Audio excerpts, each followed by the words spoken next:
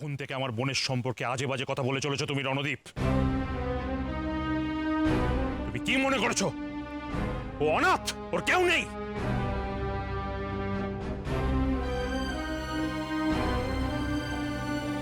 কি করেছিস তুই? বেশি বেশি বাজে বলে না, তার দেখাচ্ছি মজা। এ পুটু, কোথায় যাচ্ছিস? বিচির পাতা আনতে। রণদীপ আঙ্কেলের গায়ে একবারে বিচির পাতা ঘুষিয়ে দেব। আরে বিছুটি পাতা পরে আনবি। এখন দেখ যেটু কি করে রণদীপ আঙ্কেলকে।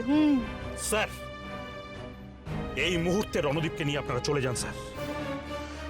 ও যে সমস্ত ভাষা বলছে আমার কিন্তু মাথা গরম হয়ে যাচ্ছে, আমি আর নিজেকে কন্ট্রোল করতে পারবো না। অনুপ, তুমি কিন্তু ভুলে যাচ্ছ আমি কে। কেউ নন স্যার, কেউ নন।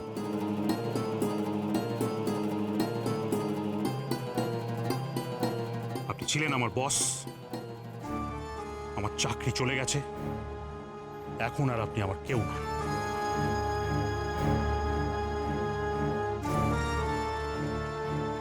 একটা কথা মনে রাখবেন স্যার, একজনের চাকরি কিন্তু দুবার চায় না।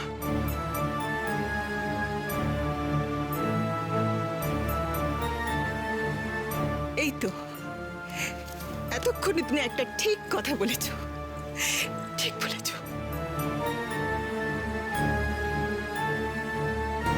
বড় নির্লজ্জ মানুষ তো আপনি। কদিন আগে এই বিয়েটা দেওয়ার জন্য আমার জেঠুর হাতে পায়ে ধরেছেন, আর আজ? হ্যাঁ ধরেছিলাম,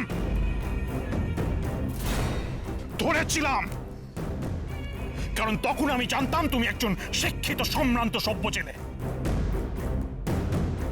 কিন্তু তখন তো তোমার আসল রূপটা জানতে পারিনি রণদীপ। একজন শিক্ষিত ছেলে হয়ে আমার বোনের সম্পর্কে যে ভাষা তুমি ব্যবহার করেছো, কি মনে করেছো আমরা সহ্য করবো সেটা? শোনো রণদীপ, রুমিকে আমি আমার মেয়ের মতো ভালোবাসি। আমার মেয়ে রূপসার থেকে ওকে আমি আলাদা করে দেখি না। তাই আমাদের সামনে আমাদের বোনকে তুমি যা তা বলবে সেটা আমরা সহ্য করব না।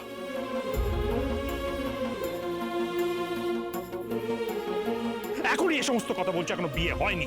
বিয়ের পর তাহলে কি করতে, কি অত্যাচার করতে, কি বলতে তুমি?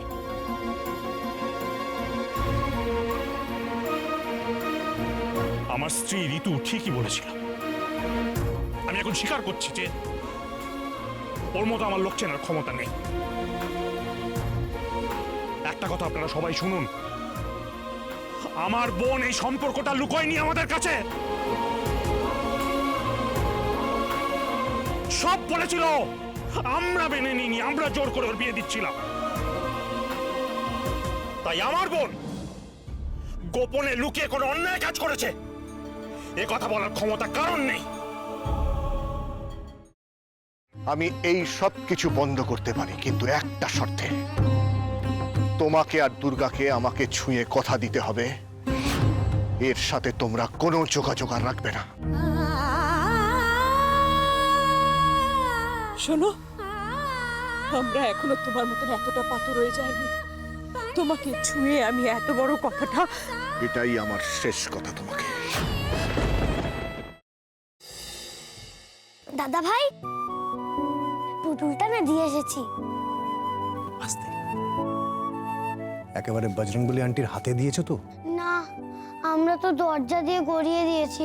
ঘরে তো ঠাম্মু ছিল, তাই ঢুকতে পারিনি। মা ঘরে ছিল? এ বাবা, এটা যদি মার হাতে পড়ে তাহলে তো মুশকিল। ওনার কোনো সর্দারজির সাথে পরিচয় ছিল?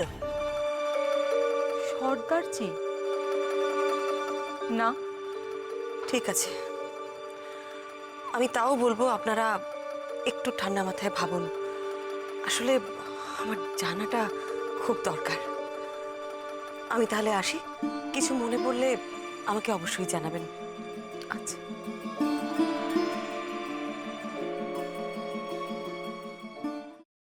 ফ্রাইং প্যানে Emami healthy and tasty refined rice bran oil গরম করে তাতে গোটা কালো সর্ষে আর কারি পাতা ফোড়ন দিয়ে ওর মধ্যে একে একে টমেটো কুচি, বাঁধাকপি বাটা, নুন, হলুদ গুঁড়ো, শুকনো লঙ্কা গুঁড়ো আর সামান্য চিনি দিয়ে ভালো করে কষিয়ে নিয়ে ওই মিশ্রণে কুড়িয়ে বেটে রাখা নারকেল, পাকা লঙ্কা কুচি আর কারি পাতা দিয়ে ভালো করে নাড়াচাড়া করে নামিয়ে নিয়ে নারকেলের স্লাইস, পাকা লঙ্কা স্লাইস আর কারি পাতা দিয়ে সাজিয়ে সার্ভ করুন বাঁধাকপির ঝাল।